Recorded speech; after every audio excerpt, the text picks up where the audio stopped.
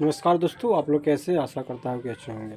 तो चलिए दोस्तों, पशुओं में जो लंपी वाले जो बीमारी है, जो पशुओं के शरीर में गोल गोल दाने निकल आते हैं और दोस्तों बहुत कष्टदायक होता है। तो दोस्तों जब ये बीमारी जब शुरू होती है तो इसका लक्षण क्या होता है, इस बीमारी में क्या क्या लक्षण पशुओं को में दिखाई देता है, इसके बारे में बात करेंगे दोस्तों। और इसके जो उपचार होती है उसके उपचार में आप लोगों को बताऊंगा।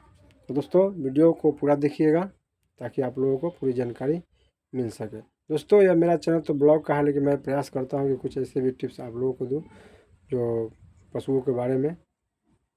तो चलिए दोस्तों, लेट नहीं करते हुए आप लोगों को बताते हैं। देखिए दोस्तों, जब पशु में जब लंपी रोग की बीमारी का जब लक्षण आते हैं तो इसमें सबसे पहले पशुओं को शरीर पर गोल गोल दाने निकलना शुरू हो जाता है। गोला गोला गोला गोला जहाँ तहाँ दिखाई देना शुरू हो जाता है। अगर इस तरह के तुरंत अगर शुरुआत में अगर होता है, तुरंत अगर आपको दिखाई देता है तो दोस्तों पशु को जल्द से जल्द इसमें इलाज करना ज़रूरत रहता है। तो दोस्तों गोल गोल जब दाने निकलते हैं तो इसके साथ साथ और क्या लक्षण दिखाई देते हैं। तो दोस्तों पशुओं को इस बीमारी में बुखार भी आती है, बुखार आ जाती है। बुखार में आने के बाद पशु के मुंह से क्या होता है, से लेर निकलता है, पानी गिरना, नाक से पानी गिरना, मुंह से पानी गिरना और मुंह में भी छाले होने की संभावना हो जाती है। जब मुंह में छाले पड़ जाती है तो पशु क्या होता है, खाना पीना छोड़ देता है, खाता नहीं और नाक से पानी गिरने लगता है। उस समय पशु को बुखार हो जाता है। तो बुखार हो जाता है दोस्तों, तो उसमें पशु को उठना बैठना भी बहुत कठिन हो जाता है, खाता पीता नहीं, कमज़ोर हो जाता है। तो दोस्तों हमको शुरू में अगर पशु को इस तरह के अगर लक्षण दिखाई दे तो हमें क्या करना चाहिए। तो दोस्तों इस तरह के लक्षण दिखाई देने पर अगर पशु को तुरंत अगर आपके चेहरे पर अगर पशुओं को दिखाई देता है छोटा छोटा दाने, तो जल्द से जल्द हमें क्या करना चाहिए, नीम के पत्ता, अगर नीम के पत्ता मिलता है या नीम का तेल मिलता है तो प्रयास करना चाहिए कि उसको जल्दी से जल्दी नीम के पत्तों को उबाल कर उसके शरीर पर क्या करें, मालिश करें, उसको लगाए।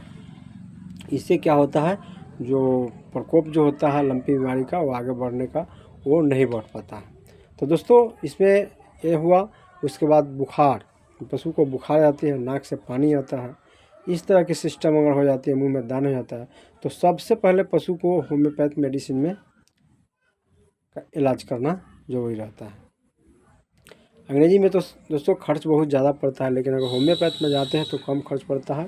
थोड़ा समय तो लगता है लेकिन धीरे धीरे सुधार हो जाता है।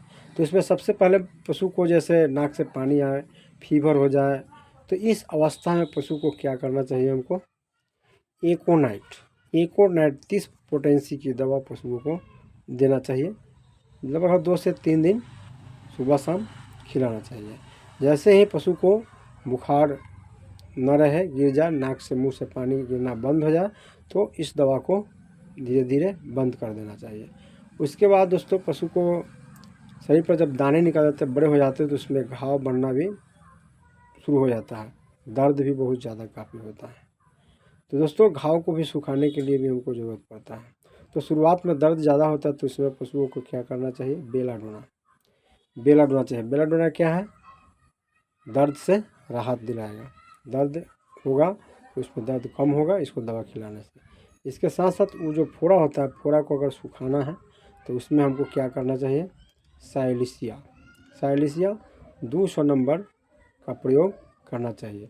200 नंबर सुबह शाम पशुओं को खिलाना चाहिए, जब तक पशु की फोड़ा बैठ न जाए, सूख न जाए। साइलिसिया अधिकांश घाव सुखाने की दवा आता है, उससे घाव सुखाया जाता है। तो दोस्तों आप लोग को ये जानकारी दी है।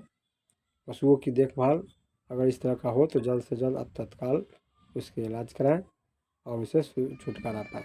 तो चलिए दोस्तों, इस ब्लॉग को मैं पेंट करता हूँ, फिर अगले ब्लॉग मिलते हैं, तब तक के लिए नमस्कार।